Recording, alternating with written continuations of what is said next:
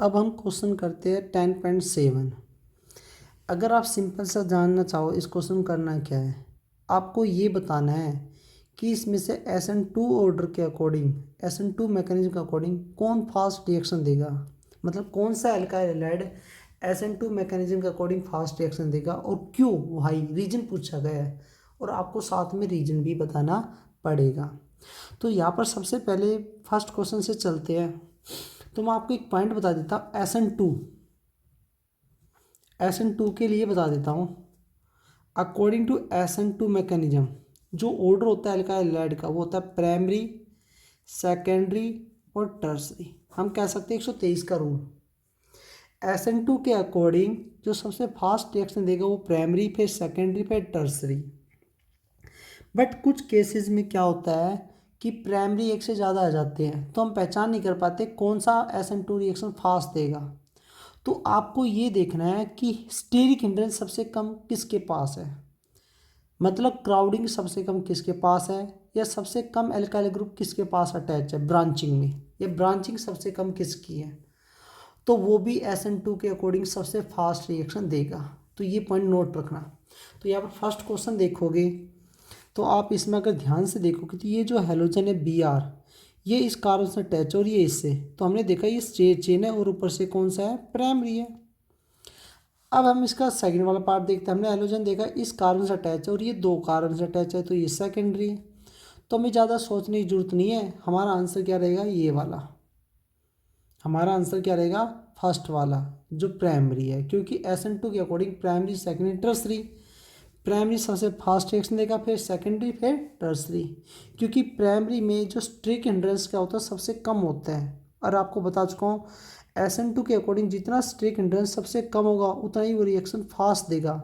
आपने जब इसका मैकेनिज्म के बारे में डिस्कस किया था तो आपने एक पॉइंट नोट किया होगा कि जो न्यूक्लियोफाइल होता है वो हरदम बैक साइड में अटैक करता है, और न्यूक्लियोफाइल बैक साइड में उतनी ही जल्दी अटैक कर पाएगा जितना स्ट्रेक हिंड्रेंस क्या रहेगा, कम रहेगा। वो उतना ईजिली अटैक करेगा और फास्ट अटैक करेगा, और फास्ट रिएक्शन प्रोसेस होगी।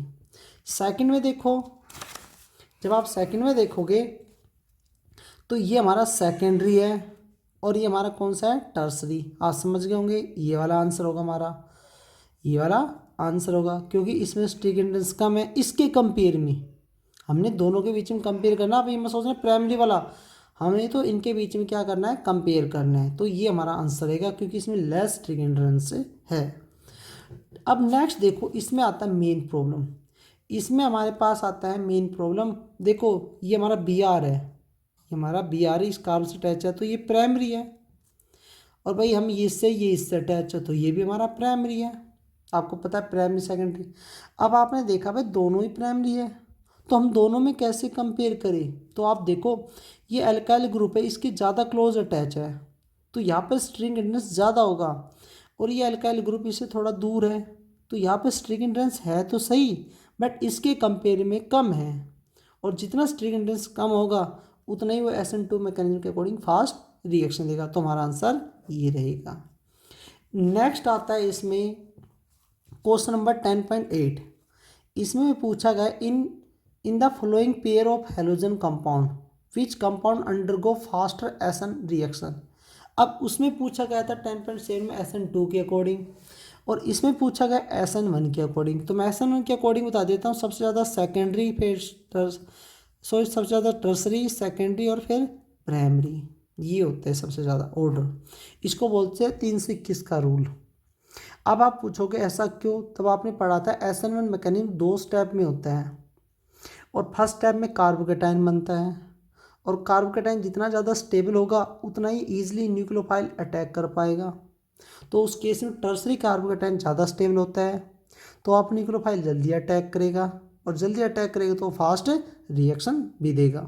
तो यहाँ पर देखो ये एलोजन इस कार्बन से अटैच है, तो ये एक इस कार्बन से, एक इस कार्बन से, एक इस, तो ये टर्सरी है, और ये हमारे पास सेकेंडरी है। तो आप समझ गए होगे रूल के अकॉर्डिंग, ये वाला हमारा फास्ट देगा, क्योंकि इसमें स्ट्रिक हिंड्रेंस ज़्यादा है, तो टर्सरी कार्बोकेटाइन ज़्यादा स्टेबल होगा और हमारा न्यूक्लियोफाइल इजीली अटैक करेगा। इसमें देखो आप ये हमारा सेकेंडरी है और ये हमारा प्राइमरी। आप समझ गए होगे आंसर हमारा कौन सा होगा, ये होगा, क्योंकि इसमें स्ट्रिक हिंड्रेंस ज़्यादा होगा तो कार्बोकेटाइन ज़्यादा स्टेबल होगा, क्योंकि टू स्टेप मैकेनिज्म है, तो हमारा फास्ट रिएक्शन भी ये देगा।